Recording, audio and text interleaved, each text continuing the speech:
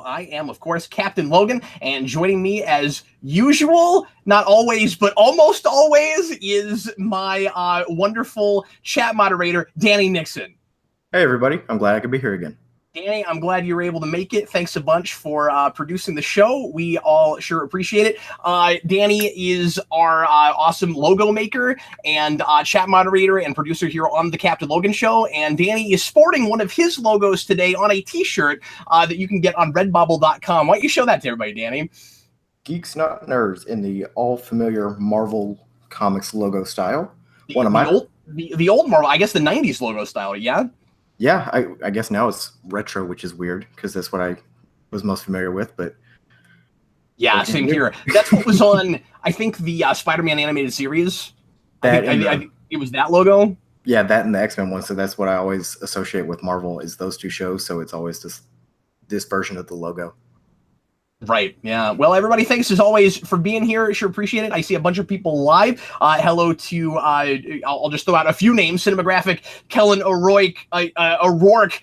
Roboto, Domo Orogato, Mr. Roboto, Tanner P, Blue Dragon 5, and a number of other folks. Greetings, everybody. It is so cool of you to join us for our discussion today about all things animation. Today, I'm going to be taking primarily questions about cartoons and animated features, cartoon, like TV shows, anything that is drawn and moving. That's what we're talking about today. This topic came from David Crabtree. It was a thing that I had been thinking about doing for a while, and that was the one yesterday that somebody brought up that I liked most. So thanks for your suggestion, David. That's what we're doing today. Hello, Dimitri J there in the comments. Hello to Phil, just Phil. He is cool enough to just use his one name. He doesn't need a last name. He's just Phil. And Danny, throughout the show, feel free to throw me a few other things that aren't animated. I don't think we'll throw that all the way to the end today. I think we'll just sprinkle them in. So if anybody wants to know about what I think about things going on in the news with pop culture and sci-fi and comic book things, feel free to throw those in as well. But let's primarily make it about animation today. We'll make it kind of like 1 out of 5 questions, maybe. Other things besides animation. We'll talk for a full hour, and away we go. Let me before we get into stuff, into questions today. Actually, let me mention a couple of house cleaning things, announcements, things going on the channel right now. First of all, we were sitting pretty at the 550 mark on Patreon. We've dropped down a little bit from there. At the $600 goal, I'm going to finally review Ant-Man on Superhero Rewind. That's the next thing there. And I'm not going to make that the new 550 goal. I'm just hoping that we get past it again soon. Totally understand folks that need to drop their pledges or bring their pledges down to a lower place, but let's keep shooting for that $600 mark. 550 was for the top 50 performances video. I'll be doing that after the next couple of $50 requests. So the next thing I'm doing is Transformers from 1986. I've been working on that this week. And in fact, Danny, I was working on that last night and got about halfway through the movie and was taking notes, and I needed to go to bed. And I got up this morning, and apparently I either didn't pause it or somehow the pause didn't take because it was just running on loop. So I got in my basement, and it was like my DVD collection was watching Transformers. So that was odd. Anyway, so that's what I'm working on right now. And then after that is still a top secret TV show project that I will be revealing at the end of Transformers.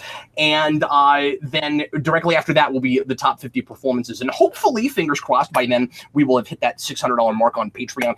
If you don't know what we do on Patreon, got a lot of really cool perks at the lowest tier. So at the $2 tier, you get access to Geekvolution After Dark twice a month. That's me and Eric talking uncensored for a full hour about all kinds of stuff. And hoping to do a guest or two soon on that show. Brandon has expressed interest on being there for that. So and he doesn't drink, so that'll be interesting. But we'll do another one of those.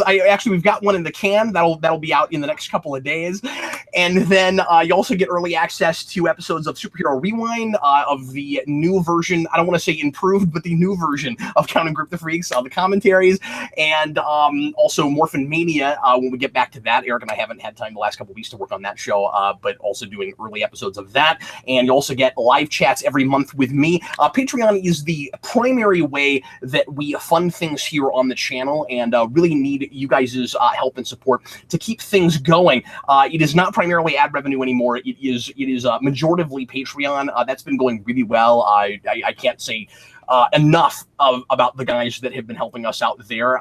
But just so folks know, if you haven't tried it out yet, lots of really cool, fun things we do over there, and it is more fun community building that we do over there. I've met so many really cool guys, and that's where, in some ways, that's almost become for me like the new. Who reviews the reviewers, which I wish we were able to keep going, and that has not been panning out. But that has been kind of the new way that I've been finding people to bring into the fold. And I don't mean like pay us money and I'll put you on the channel. I just mean I've been meeting a lot of people through that, including Danny. And that's where I met Jeffrey Patron and DJ, and so a lot of folks that have become a really kind of vital for the success of the channel. I've been meeting just through live chats and things that we do there. So if you want to hang out with me and get to know me better, and let me get to know you better, hang out with us on Patreon. It's just a couple bucks a month. Scott McCall, $2 super chat. When can we expect Hellboy commentaries? That's a good question. Maybe we'll try to knock those out before the new movie comes out. What is that, Danny? 2019? Is that supposed to be next year or the year after? I don't even know. I assume 2019 because we got not the set photos, but the promotional photos. But I haven't kept up with that. Which I haven't even looked at yet. I totally forgot those came out. He looks good. He looks like Hellboy. Oh, great. Exciting. Good. That's good. Yeah, he's blue now. He doesn't even have stubs for horns. We're not sure what's going on there. No, that's exciting, Dan. I'll have to go check that out. Have you noticed just the sheer amount of news and trailers and things we've been getting lately? Like, I cannot keep up with everything. I know. Just a few years ago, around the time of Batman vs. Superman, I tried to take in all the movie news that I could and just keep myself up to date with it. I can't do it anymore. I can't. It's sort of like trying to keep up with superhero television. It's simply not possible. In fact, I could make a career out of, and I'm not saying I would do this necessarily, but I could, Danny, about make a career out of just doing a live show like this every afternoon, like 5 days a week for news that came out that day. There's probably enough stuff you could get away with it. Oh, definitely. AMC, then Collider, and then I guess Schmoes Know do that, where they just have a live show and they talk about whatever news came out pretty much that day, and it's always breaking news like right before they started. Yeah. Sometimes I wish I had the time to do actually more of these live shows, because I didn't think, and I wouldn't make it all news probably, but like I didn't think this would be viable even just weekly on a Wednesday afternoon, and it has taken off and been wonderful. So I don't know. I wish there was more time in my day. There's so much more stuff that I'd like to do. I just want to broadcast all the time. Not really, but become a Twitch streamer. Yeah, but I don't think I would do as well there with video game play as I have on YouTube. I think kind of more of our following would pop up there. But speaking of gameplay, I do want to start another stream soon. I'm going to finish the Rewind I'm working on right now before I get back to that. It might be Arkham. It might be something else. I'm not sure yet. But the Detroit playthrough was really, really fun until the end, which was the most depressing thing I've probably ever done on the channel, honestly. But we had a really great time with that, and hopefully I'll be back with another gameplay soon. Danny, I'm thinking about, I'm trying to, because remember when I asked you to do thumbnails for that, you were like, what are we calling the show? And I'm like, well, we're not calling it anything. It's just streaming. I'm thinking about branding it in a self-deprecating way to make it clear that I'm not good at video games. Video games? Yeah, or it's something like that, or I was thinking Cap can't play. That's a good one. That's what I was thinking about calling it. Like a Cap can't play, and then what about games I'm actually half good at? Like would I still put it under that banner, or would I just change it slightly where it's like Cap can moderately play? Cap can kind of play.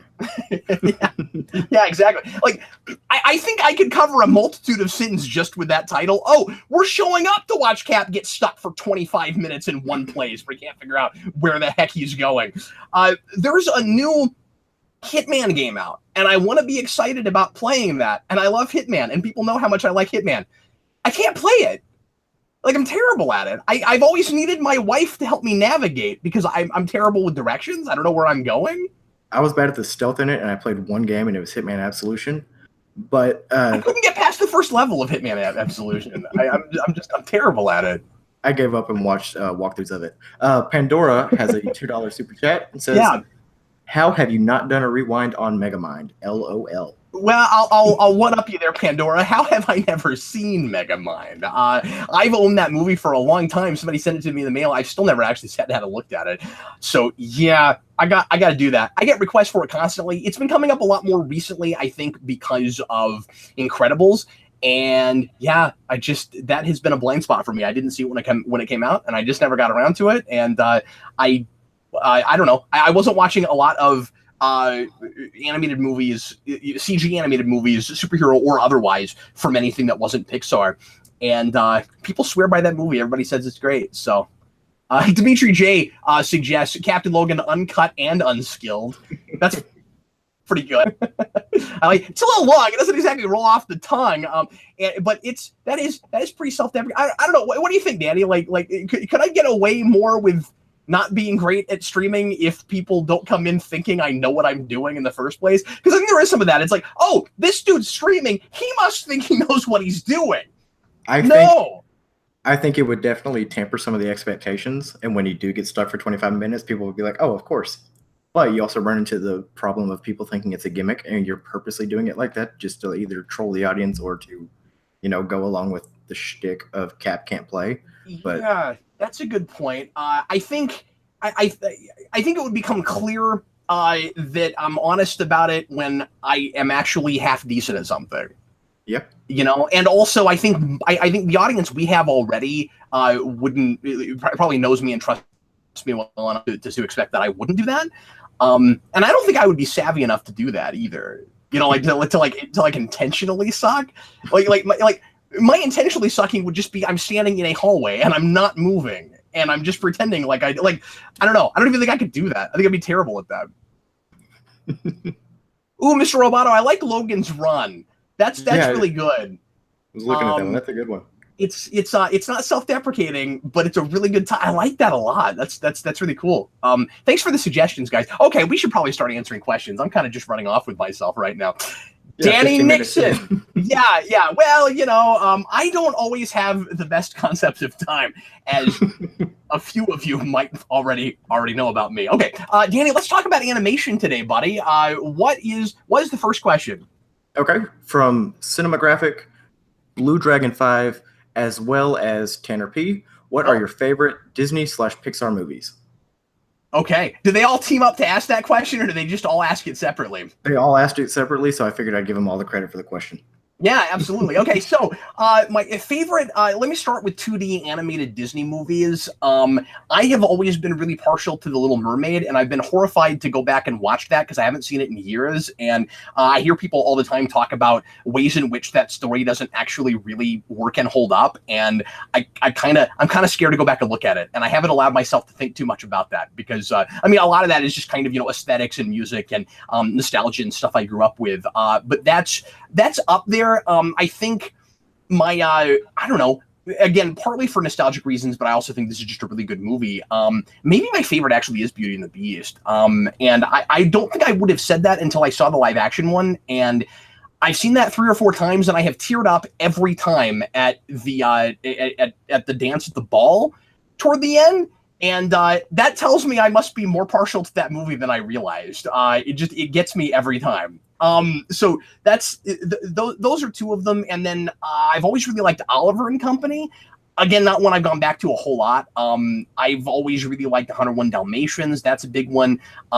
Certainly Lion King, but almost more for performances and animation prowess. And some stuff in the soundtrack. I think the musical aspect of that is a little bit hit and miss. I'm not the biggest fan of Just Can't Wait to Be King, but I love Circle of Life. But about half of those I think are brilliant, and the other half are just kind of okay. But then I don't know. Danny? Have you ever gone back and listened to Elton John's renditions of all those songs? They released in the '90s when that came out, of course, a soundtrack that was just Elton John singing all of it, and it's all way better when he's singing it. I've heard one. I haven't listened to the whole soundtrack, but I'm a big Elton John fan, so I have Oh, heard. really? That's awesome. So I How have. do you feel about Made in England? Honestly, it's been a while since I've listened to Elton John. I've been really bad about listening to stuff that I call my favorites or that I Oh call yeah, myself a sure, fan of. sure. So I wouldn't be able to give an opinion on it right now. It was I something was I just listened to curious. It's years kind of a ago. polarizing album, and I was just wondering because I've always liked that album, but some people really hate it. So Yeah, honestly, I go through and I just listen to music rather than go and listen to an album by album. So outside of a few artists that I'm listening to currently, there's not a lot that I go back to like an album for and can really give an opinion on an album. I just like find the music through either like Spotify or Pandora, which is all I do bad. that a lot now too. Yeah, but when I was growing up, obviously we listened to the albums all the way through all the time. My mom had a bazillion CDs, and but anyway, before we get to that super chat, let me finish this question. Thanks, Webmaster. And by the way, I guess I should mention the super chat, as always, is open. And if you'd like to help support us that way and make sure your question gets read, you can put in any dollar amount you want to, and that really helps us out. We sure appreciate it. Okay, so Pixar movies. Somebody mentioned Emperor's New Groove. I've only ever seen that movie one time, and I liked it. But I wasn't a big fan of some of the animation styles we had in the late '90s, early 2000s. I think of that era. Right around there, my favorite is probably Mulan. I never really cared much, and that's also a real hit and miss soundtrack. I never really cared much for Tarzan or for Hercules, but I like Hades a lot in Hercules. I think everybody did. And then I got the movies that are kind of Lady and the Tramp's a big one too. I like that movie a lot. But then there's the big ones that were like huge when I was a kid, and I saw so many times I cannot go back to them. Like Danny, I will never feel the need to ever sit down and watch Aladdin ever again. Yeah, I won't either. I was never impressed with that one. I think I've maybe seen it twice, and it was just never something I really cared for. I mean, I love Robin Williams and I love the animation. The TV show was really cool too. But anyway, so Pixar wise, this I've gone on record a lot more about. My favorite is a toss-up between Monsters Inc. and Monsters University. They are fighting for the top spot all the time. I have a hard time saying one movie is better than the other. I'm inclined to say University's story-wise is maybe a smidge better than Incorporated, especially because of the things that movie is tackling that a lot of kids' movies are sort of afraid to talk about. Obviously, the big thing with that movie is the notion that every kid is not great at everything, and you have to learn your limitations, and that doesn't mean that you can't make a lot of your dreams happen, but some of us just will never be rock stars. Some of us will just never be basketball players. And that resonated with me really hard, especially because it fakes me out, because it pretends for a minute like it's going to go the obvious way, and then it doesn't. And I've talked about this before, but then it cracks me out because the very same year, Planes comes out and has the opposite message, and it makes it way, way worse. But then, as far as Pixar goes, I'm a big fan of Cars. A lot of people aren't. I still swear by that movie. Not the sequel so much. 3 was okay, but not the best. Not the best of those movies of the Pixar films. And then I also love Up a lot. And my favorite of the Toy Stories is probably 3. Yeah.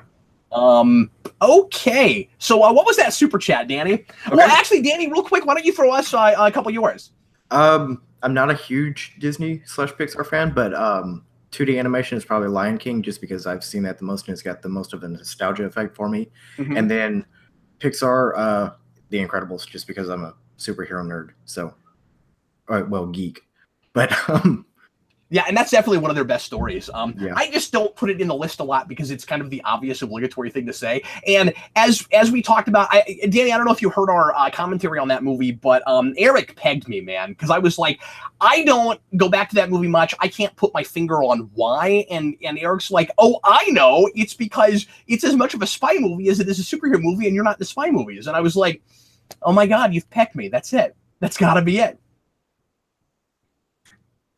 Okay, Webmaster47's super chat is: the Spectacular Spider-Man is the best incarnation of the character outside of comics. Please do a rewind on it, Cap. Okay, well, that's a very interesting question, and I will do my. No, I'm kidding.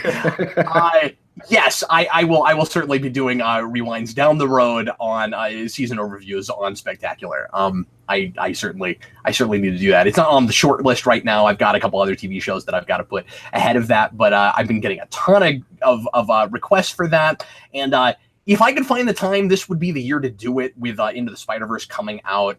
That would be a really good time to do the first. And I guess that's December. I could theoretically see myself getting to it. It's hard to know what exactly I'm going to have time to do with the new baby coming, although I am going to, despite the fact that I haven't gotten a rewind out in the last couple of weeks, I'm kind of averaging once every 2 weeks right now. I'm sitting right at the two week mark right now. So Transformers needs to have come out yesterday, but I had a 4-day yard sale last week and did not have time to work on it. But I am shooting to get as close to weekly or at least twice a month as humanly possible. That show is going to be my big priority, and I would love to promise once a week. And if we can get Patreon up to a certain level, I will be a lot more inclined to promise once a week. I don't even want to give a number right now because I want to just keep kind of feeling that out and working our way up on that. At the moment, it's very difficult to promise things like that, especially season overviews, because they just take longer to make. What else have we got, sir? Okay, The Wanderer, Cap. I was curious what your take is on the whole dub versus sub debate in anime. Yeah, so some of that's just a matter of preference, I suppose.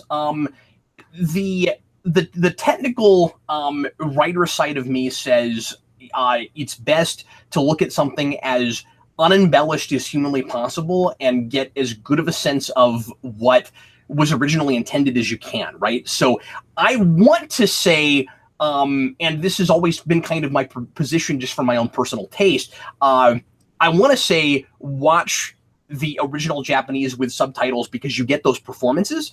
And even if you don't know, if you don't, understand what's being said without reading it, you get the inflections. You get to hear the way it was originally intended, even if that doesn't fully translate to you. It's the it's the closest you can get. It's the best you can possibly get that. It's sort of like reading something in Braille as opposed to looking at the actual lettering, because it's a different experience if you're feeling it rather than reading it. That might sound weird, but just like it's a different experience reading something with your eyes versus hearing it, although that's also to some degree somebody else's interpretation of how a thing should be read. But anyway, the problem with it, of course, is that you don't always get a perfect direct translation, and there are things that just simply can't be perfectly translated. So like you'll never, and you have this problem with anything that is in a foreign language that is translated to English, where to get that experience 100%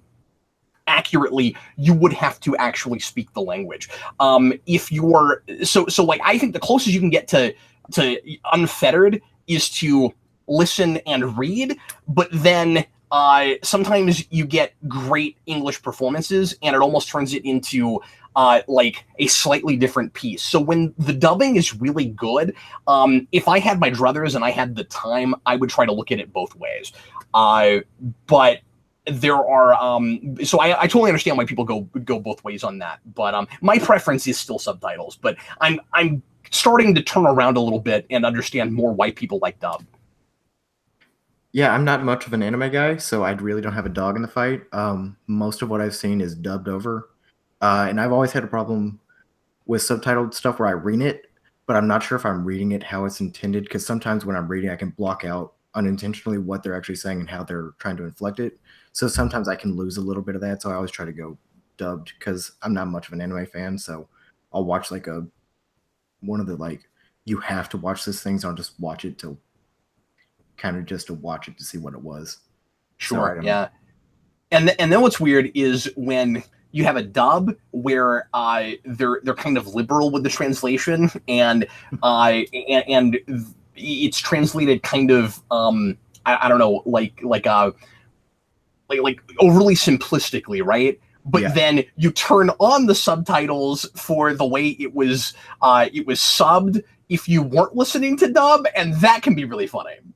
I've done that a few times, and me and a friend, would watch it, and we'd kind of like point back and forth. Oh, that's what it was supposed to say, or just kind of make fun of the difference in the English sub translations over the dubbed English, and it can make for a fun drinking game if it's a bad dub. I've never done that. We got a new super chat. Okay, The Vampire Diaries. Why is animation still looked down upon as just for kids here in the States? That infuriates me, and I agree with him. Yeah, I agree with that too. We've talked about this a lot on the channel.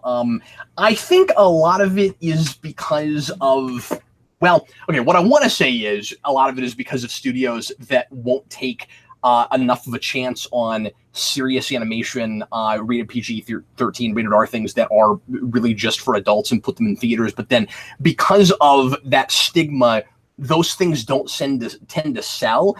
I think Netflix is helping. I think we're starting to turn that around slightly. It's going to take time. It's a generational thing, right?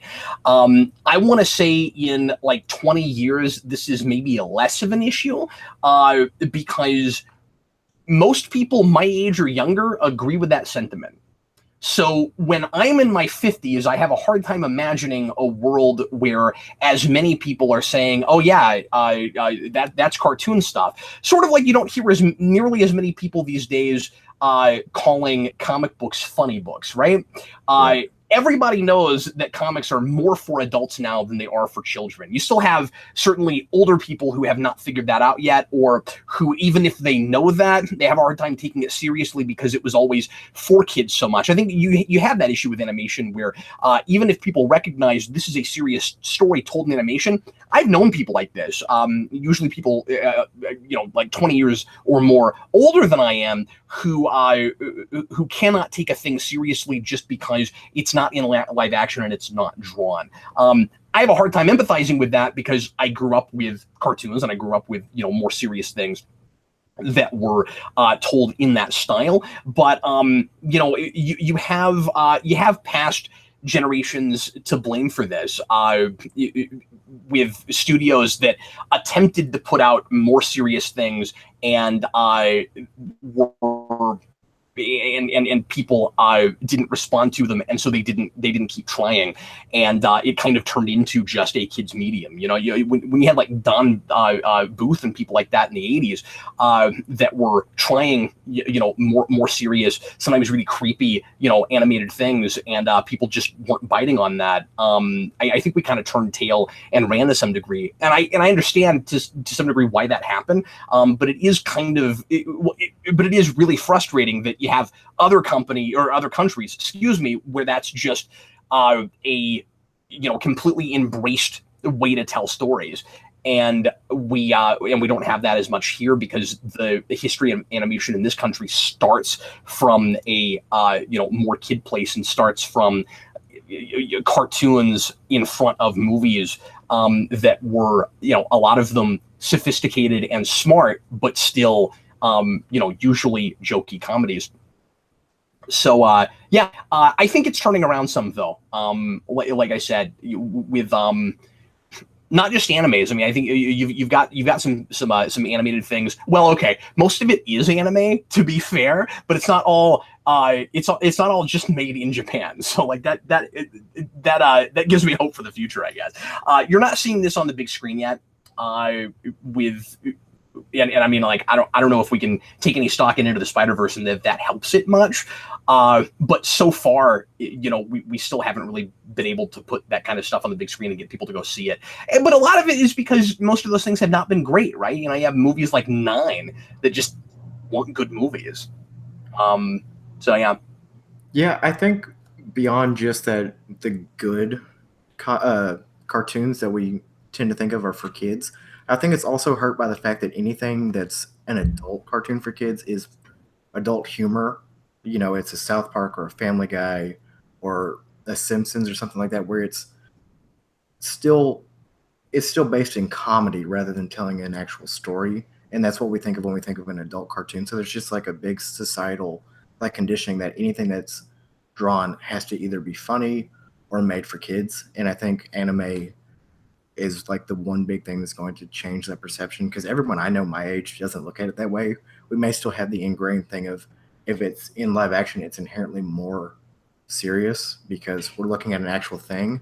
But I don't think people my age are looking at cartoons as inherently it has to be lesser, or it has to be funny, or it has to be for kids. Yeah, I'm with you. I think the issue is that we need to try different genres of adult things in animation. So the only things that are for adults that are thrown on television are sitcoms.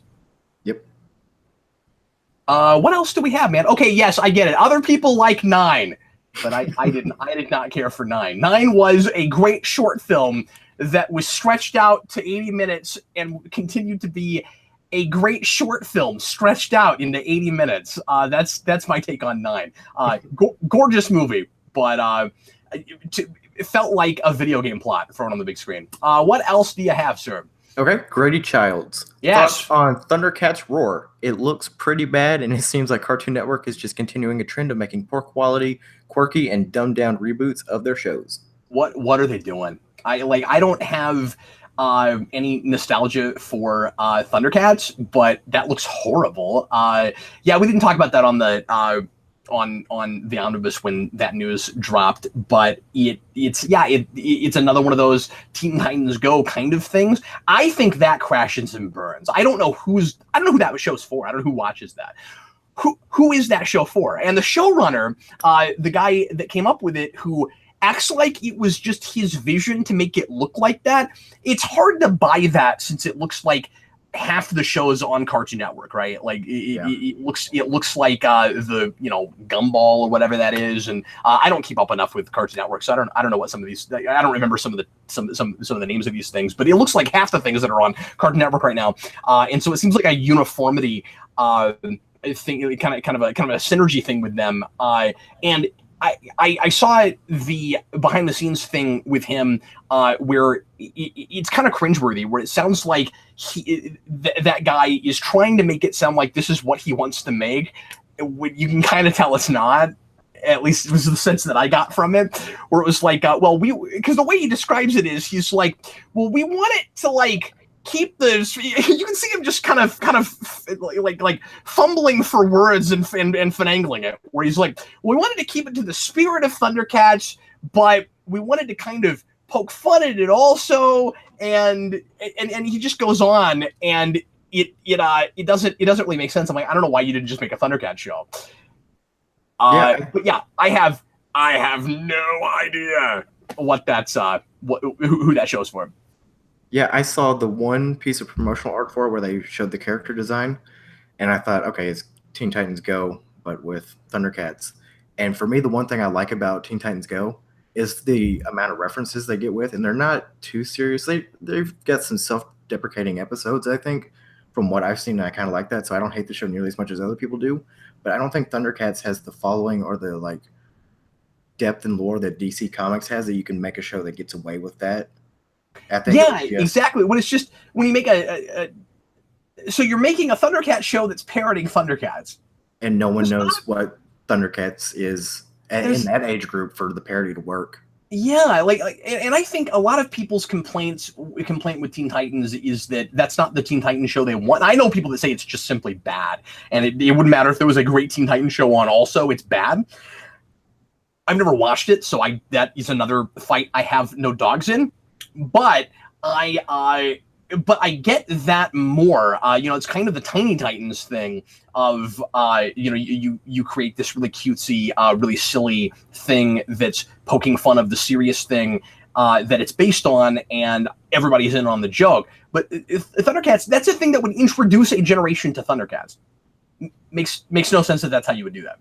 Yeah, that's one of those shows from an era that's at the perfect spot to be rebooted in a kids format, because none of the kids in that age group, I would think, know anything about it, because it's not like it's available on streaming services. You could do something that's like an homage to it, but a serious homage, and introduce new people to it, to where you could eventually go and I guess do the Thundercats Go version of it later, I guess. But I just don't even know why you're doing that in the first place, except that just you have this Teen Titans Go thing, and you feel like everything has to be that brand of humor. I don't get it. And they have other things that that sort of look like that, but are comedies, but more sophisticated. And I don't get why that. And maybe that will turn out to be a half sophisticated show. I don't know. But anyway, we got another super chat from random reviewer.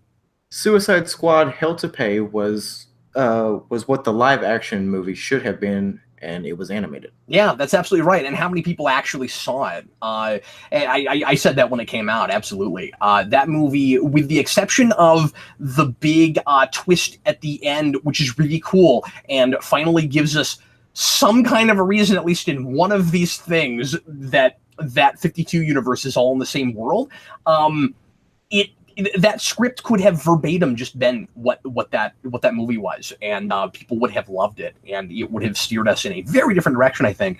But I'm interested to see where we're going with the DCEU after Aquaman, and with Aquaman and beyond. And I read it in an interview the other day with the head guy at Warner's, who seems to be talking very differently about all that, and it's really funny too, because he's like, it's funny how long it took him to figure this out. He's like, oh, we need to be like trying to make good movies. Like, it's like he had to say that out loud, like we should have been making good movies apparently. And I just think that's really funny, where, it's not about the interconnectivity of the universe so much as it's about making the separate stories work. Yeah, way to catch up there. It's been 5 years. Note to self: make good movies. Got it. Yeah. Just that should always be the primary goal. That should always be the goal. It's a storytelling medium. That's where you start, whatever that means. But anyway, well, what else have you got? Okay, Daniel Davis asks, Cap, who are your favorite animators? Animators, I like Genny Tartakovsky a lot. He's, I think, one of the greatest storyboarders of all time. And then of course, the major guys at Pixar. Beyond that, I'm trying to think, because I don't know my animators real well. But the guys at Warner's, man, I should know this, but whoever was primarily doing the Wile E. Coyote cartoons, he's probably my favorite at Warner's. But yeah, so those are my favorites. The name is at the top of my head. It's Chuck something, but Tex Avery has always been one of my favorite animators. Yep. Yeah, I like Tex Avery. He's a little too weird for my taste, generally speaking, but I get why he's huge and important. I'm more interested in the history of that than I am like actually watching it. Yeah, a couple years ago I found Chuck Jones. Chuck Jones, thank you. Thanks very much. That's who I was trying to think of. Yeah, I've always been a huge fan of the old Warner Brothers cartoons. Oh, and Miyazaki, of course. Yeah, and I've not been exposed enough to him, but what little I've seen of him, obviously he's amazing. Yeah. Yeah. Outside, I don't really know the name of animators outside of the classic Warner Brothers stuff, but because that's what I grew up with and that's what I always loved to watch. So those are the names that have always stuck with me and have always been my favorites. And Bruce Timm, naturally. Oh yeah, I should have. And the Fleischer Brothers. Man, you're naming all these people that have influenced my artistic style, and none of them came to mind. So I feel terrible. But Danny, now you feel my pain, right? Because there's this whole like access to parts of your brain that sometimes gets almost shut off when you get put on the spot like that, right? Oh man, and I'm the one who's fielding the question, so I have a little bit more time to prepare. Yeah, that's right. Yeah, so you have no. Okay, I don't know how that happened. I didn't touch the camera. I don't know. I guess I'll just do the rest of the show from down here. Use the force. I don't know what happened there. Yeah. Man, I wish I had telekinesis. Okay, we've got about 20 minutes left. What else do you have, Danny? From Phil, what are your favorite Disney afternoon shows? Good old Phil, yeah. My new favorite up-and-coming pop artist, Phil. Say it again? What are your favorite Disney afternoon shows? I think that was a block from the mid Disney Afternoon, right? I think Disney Afternoon was, yeah, that was like an early mid 2000s thing. That is past my time. assuming that that's what we're talking about and not the 90s stuff. But either way, I gotta be honest, guys, I did not watch a lot of animated Disney shows growing up. There were a few and things that I saw, every now and again. That particular period, you'd have to like throw out names of things because I don't know how much I saw. Although I did watch Buzz Lightyear Star Command, that was probably there, but I'm not sure. I liked that show a lot. I did too. I watched back in the day, more my time. I watched Gargoyles. I love Gargoyles a lot. Is Gargoyles part of that? I don't even know what counts. I don't either. I've never heard the term Disney Afternoon. I just assumed it was a term for a block in the afternoon, not an actual term like 90s Cartoon Network shows had, which I can't think of that term off the top of my head either.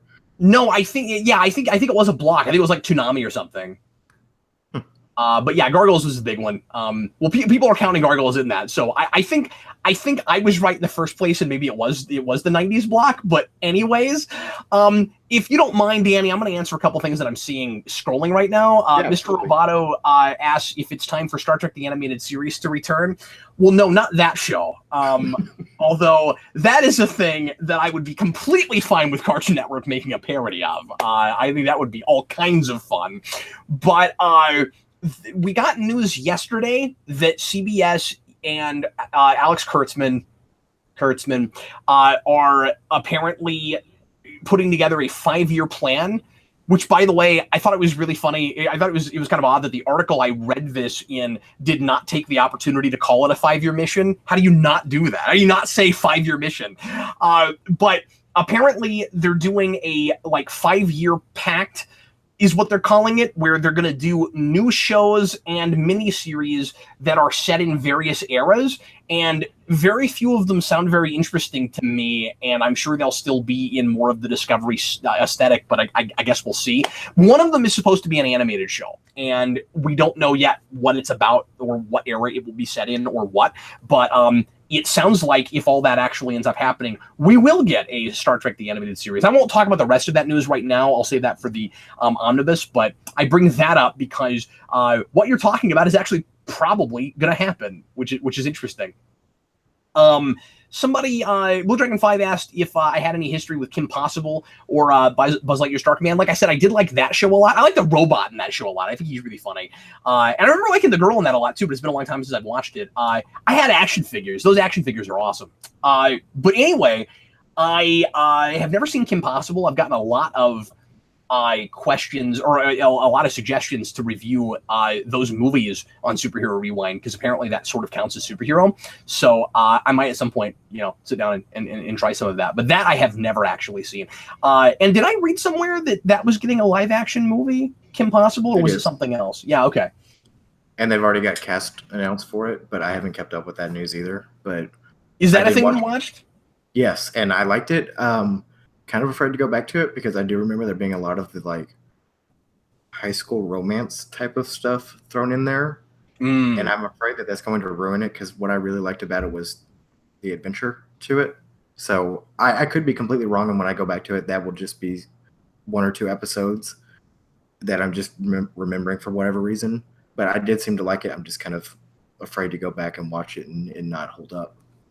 Solar Dragon, I will try to get to the Clone Wars micro-series, as you're calling it, next time, the Cartoon Network thing. Speaking of Cartoon Network, Eric watched that a couple of Omnibuy ago, and we were going to review it together, and I keep forgetting to sit down and watch it. So I will try to get to that next time, and hopefully Eric remembers things that happened. And this was a thing I meant to mention earlier in the show, so let me say this real quick right now.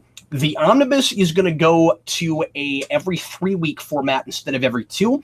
And I'm sure that will disappoint some people, but bear with me. Nobody leave. Let me explain why this is happening. One of the big reasons is because I've got a baby coming and I need more time in the day to do things. I may have to take a little bit of time off after the baby's born, but right after that, I'm continuing to keep things going as close to business as usual as possible. But I need more time. But the other thing is, it is on average taking me somewhere between 2 or 3 days, sometimes even a little bit more, to get the omnibus edited. and that cuts way into my week for watching and reading things for the next show. So I basically have about 11 days total to get things ready for an 8-hour mega show for the next week. There's just not enough time in my day. So I'm going to need it. I'm going to need the 3 weeks. Eric and I also don't have as much time together as we used to. That's helping him out a lot to do it that way. And then finally, the other thing is, I'm doing so much solo stuff like the Captain Logan show and like Count and Crypto Freaks that it's actually too much content to where you don't end up having too many videos in a single day. So I know there are a lot of people that watch the entire omnibus together, but there are a lot more people who just wait until they get posted. And we're making so many different segments on the omnibus right now that I only need like 4 days. So I can post a new video from the omnibus every 4 days, and it was something on my own a 5th day, and that's 3 weeks worth of content. So I don't even need it. Like I thought I was gonna have to stretch last time when we had to do 3 weeks, and it was kind of the perfect length. So that's what we're doing. It's gonna be every 3 weeks. I didn't want to drop it back all the way to a month. It'll be every 3 weeks, but you will still get the Captain Logan show every week. You will get Rewind. Cross our fingers at least twice a month, if not more often. Like I said, I want to start pushing toward once a week again. And Count and Crypto Freaks also once a week. So plenty of content to go around, and I hope that is a thing that everybody can understand and live with. Okay, we got about 10 more minutes. Let's rapid fire as many questions as humanly possible. Danny Nixon, go right ahead. Scott McCall with another super chat. Thoughts on video games becoming legitimately playable stories? Yeah, this is a thing we talked about last week, and maybe at some point I'll do a Captain Logan show just on this notion of storytelling in video games and how that's most effectively handled. I have a lot of thoughts on this. It has become for a lot of people the new novel. Video games are a good place for people who, in my mind, sadly, I wish more people were reading. Nothing against anybody. I think reading is important. I think it's vital for building vocabulary, and it's vital for building an active imagination. But I think video games are where people are going, and TV has this to some degree as well, when they want a big, sprawling story that you just don't have enough time to tell in 2 hours, to get a really complex, nuanced, kind of world to really sink your teeth into and live in. And I think it can be a really wonderful place to tell stories. I think some of the time when we say great storytelling in a video game, we actually mean world building. And I think it's important to note that those are different things. I have played video games that have incredibly wonderful world building with really shallow storytelling. And it becomes a concept over execution issue, where folks will play a video game and they'll be immersed in the world, but the actual characterization is not sophisticated, but they think it is because the idea of the whole thing is really interesting, and they fill in the gaps themselves, which I guess to some degree is somewhat valid, because in a way the interactive nature of a video game makes you almost part storyteller. So I get that, but I have heard people say masterful storytelling in games I've looked at where I'm like, I mean, it's an impressive world. It's a consistent, vibrant place to go, but the dialogue is terrible, and it doesn't seem to be about anything. And I'm not talking about anything in particular right now. I don't want to throw anything under the bus. These characters are actually just archetypes. Sometimes, and as I always say, it's a matter of the thing doing what it's setting out to do and how effective it is at that. I think sometimes there are identity crises with video games where you think they're telling a great story, but they're actually just a really good video game with a more complex backstory for characters and things than we had with games when I was growing up. So it is a good place to tell stories. It is a harder place, I think, to tell good stories, and I want people to know what storytelling is and to not get lost in great gameplay versus, actual effective storytelling. Yeah, I'm not a big video game guy, so I don't have this is another thing. I don't have a dog in the fight, but the few I've played and the few I've seen of people play, I think it's a medium that can work for storytelling. I just don't know enough about video games to really have an opinion on it, but I think it can be. In a perfect world, what I want is for the interactive mechanic to be necessary for the story that's being told, because otherwise, why didn't we just make it a TV show? I think that's the hardest thing to pull off. So with Batman as the example, I think Arkham nails that. I don't think that story works as well if I'm not Batman. That is a second-person story that is really, really effective because I'm the guy in the bat suit. Arkham City, I think, is a wonderful, almost brilliant, sprawling Batman story that could have been told like Nightfall over a couple of years between a bunch of books. And Arkham Knight completely falls apart and ultimately doesn't end up working at all. But that's not necessarily because of the interactive nature. It's just the same thing as City, as you could have told that story someplace else. It didn't matter that you were Batman, and I think that's difficult. Jason asks, "What is your favorite video game character that is in 2D animation?" Is that Jason, my kid? Yes. Okay, so Jason, I saw this in the comments earlier. You and I have talked about this, kid. You don't get special treatment from Danny Nixon, okay? Don't go in the comments and be like, Danny, answer my question, okay? You don't get special treatment. I will answer this time because Danny elected to ask your question. But also, you live here, and you can ask me anything you want to at any time. Anyway, no, I'm mostly kidding, but no special treatment. Anyway, so what was the question again? Favorite video game character? That's 2D animated. That's 2D animated. That's very specific. It's Sonic, most assuredly. Maybe it's Knuckles. It's actually probably more Knuckles. Yeah, I think I'm more of a Knuckles fan than I am a Sonic fan. And then my joke answer is Bubsy. I'm like the only person I'm one of the only people in the world that still really likes that game, regardless of its flaws. But yeah, Danny, do you have one? Mario, I guess. Yeah. Like I said, I'm not a huge video game guy, so. Were you a Nintendo kid growing up, or were you a kind of? I almost said, were you a nothing kid? Danny, were you a nothing kid growing up? I was, in fact, a nothing kid, and I didn't get a portable gaming system until 4th or 5th grade, and it was a Game Boy Micro. But before that, I had those little joystick games that had a couple preloaded games like Mappy, so I played that a lot. Mm-hmm. But as far as video games, I didn't play anything until I was like 16. Well, now, as everybody knows, I was a big console guy, but I also did not have handhelds. I didn't travel with video games, and I didn't get my first handheld until I was in college when I bought a DS. Well, I grew up in an age where it was all Game Boys and Game Boy Advances, so I was really the kid that was left out. Not having. Well, that's true. Yeah, like we're talking what, mid-2000s? Yeah. So that's when everyone either still had like the Game Boy Advanced or they were getting the PSP.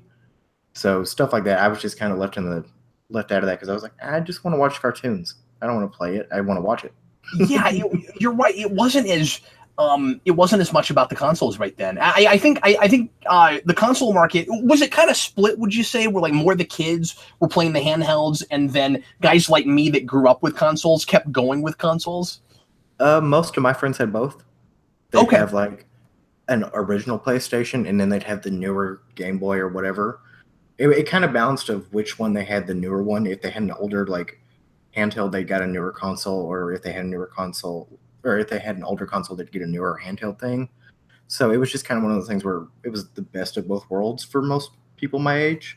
Yeah, because my generation's spoiled when it comes to our access to entertainment, and I could not agree with that more. Yeah, well, and you know, I guess as soon as you said that, I was thinking about, I kind of answered my own question, because I know you know guys like Dan who are close to your age grew up with online and just took it for granted. So I guess you guys would have also had consoles. Yeah. That's the thing I couldn't imagine growing up with when I was a kid. When Dan was like, yeah, in high school, I'd go home and I'd play online on my Xbox, and just my brain explodes. Like I can't even imagine, like, you go home after school and you play online with your friends. I can't even imagine that. I sound like an old man when I say that, but every generation has this with something, except that internet time is making it go a lot faster. So you're going to have like hold what will feel like whole generations of things that will pass between generations. So like between me and my kid, there will be like 15 of these things. But when you go back far enough, it's like my dad didn't know what it was like to not have a color TV. I didn't know what it was like to not have cable, etc. So yeah, me and my brother are only 5 years apart, but there's a very huge difference, I think, because I grew up in our house, we still had dial-up, and from the time he was old enough to like experience the internet and experience finding entertainment himself, we had already gotten Wi-Fi. He's never really lived in a house that didn't have Wi-Fi, whereas I grew up not being able to get onto like a website to play flash games because my mom wanted to make a phone call. So there's a huge disconnect already between us there. I can't imagine what that disconnect is going to be like when I'm old enough to have kids who are old enough to be getting into forms of entertainment that they're seeking out themselves. So it's the internet's making that really weird. G Stone asks if I'm Old Man Logan because I said I feel like an old man. Yeah, I guess so. Danny has drawn Captain Old Man Logan. Yeah, quick shout out for that poster. That, if I do say so myself, was pretty cool. It's great. We should make that available somewhere. We should make it so that people can either buy that or download it or something. You can stick it on Redbubble. They've got a poster section. Oh, okay. Yeah, we should do that. No, it's really neat. Danny and I have kicked around doing a comic book for a long time. I don't know when and if that will ever happen. We're talking about different things. But the Old Man Captain Logan comic, I think, could be really cool. Yeah, I agree. Especially if we go with that plan we had talked about originally when we were first discussing it. I know, but I got the time travel all monkeyed up in my head, and I was like, I don't know if I want to have to keep track of this. But then that was a really fun idea. We can keep talking about it. Okay, let's do like 2 more questions, Danny. Okay. Cinematographic says, Cap, Transformers Armada or Transformers Prime? I've never seen Armada, so I guess Prime. I love what I've seen of Prime, but I have not, except for me and Eric talking over some things, watched beyond the 5-part first episode. By the way, side note, I keep wanting to say pilot for things. Danny, have you noticed that we are no longer calling every first episode of stuff pilot anymore? Even if it doesn't have an actual episode title, I've been seeing things starting to be called series premiere. I have too, and I remember growing up watching stuff and clicking on the information button to see what the episode was called, and trying to figure out why so many things were called pilot. And now that's never going to be an issue for kids anymore. They're going to be like, oh, it's the season premiere. Duh, that makes sense. And I'm like, what does this have to do with an airplane? They're not going to be looking for airplanes, and it's like that title makes perfect sense for Lost, but not for everything. What else, Danny? Tanner P, favorite Star Wars animated series? Once again, like, I haven't watched everything, and I didn't care for most of what I saw of Clone Wars, which I know a lot of people love that show. I was warming up to bits of it, but I didn't love it, so I guess it's Rebels. But I haven't watched probably the best of that show either, because it was just starting to gear up and get really good when I dropped off of it. So I'll have to go back to it. But what else even is there? That's kind of it, right? I mean, like, if you count again that macro series of Clone Wars, the mini series, it's, or micro series, I guess, it's probably, I guess I would call that the best, but it's not an entire show. That's all there is right now, right? There's another thing that just got announced, but if there is, I'm not aware of it because I only know Rebels and Clone Wars. So yeah, I don't think there's another show. So yeah. Toby 9975432. I'm sorry if I mispronounced how that's supposed to be pronounced. Did you watch the 90s Fantastic Four cartoon? I saw like an episode or 2. I don't remember it real well. So I can't really speak to that right now. I remember it being kind of mediocre. Eric and I watched the pilot and we watched it for Patreon, but didn't actually show Patreon the video of it. We just talked over it. It wasn't even really a commentary, but we watched the pilot for the 2000 show, which is really interesting. And I may do something on that at some point, but yeah. Danny, I said a couple. Let's do one more. Those are pretty short. Kellen O'Rourke, Cap, have you seen the 5th season of Samurai Jack? Oh no, I have not. And I have not seen a lot of Samurai Jack. I watched the pilot when it was on, and I saw like an episode here or there, but I've never actually watched through that show. I'm very interested and intrigued to do that now because we just reviewed Ronin, and that of course that show is based pretty heavily on Ronin, but Frank Miller's Ronin, but goes a totally different direction than that does. It's basically minor spoilers for Ronin. Samurai Jack is basically what Ronin would be if the history of the samurai wasn't an illusion in somebody's head, and I'm really interested to watch that show now because I liked Ronin a lot. But yeah, well, I think that's going to do it for us today. Danny, thanks a bunch for hanging out with me and reading all the questions. Thank you for having me here, and thank you for everybody for the awesome questions. There are a lot that I wasn't able to get to, and there's a lot of great questions. So, Cap, I'll send those to you. Should we do a part 2 on animation? I think so because Is it that good? I didn't see many off-topic questions, and there were a lot of people wanting to talk about either specific animated shows or just types of animation in general. So I think this could definitely be a part 2. Come back and do it again next week then. Yeah, part 2 of animation next week because I feel like we just barely sunk our teeth into this, but I really enjoyed the discussion we had, and you guys had fantastic questions and lots of insights, and as I've said before, I look forward to this show all week. This is always a ton of fun, and I really appreciate you guys. The questions are always interesting and insightful. I will see you guys again next Wednesday afternoon, so part 2 of animation. Join us for that, will you? And in the meantime, thanks a bunch for being here, whether you are watching right now live or after the fact. Once again, I am Captain Logan, and this was Danny Nixon. I am Danny Nixon, and join us next week. Same Cap time, same Cap channel. Thanks, folks. We'll see you. Bye.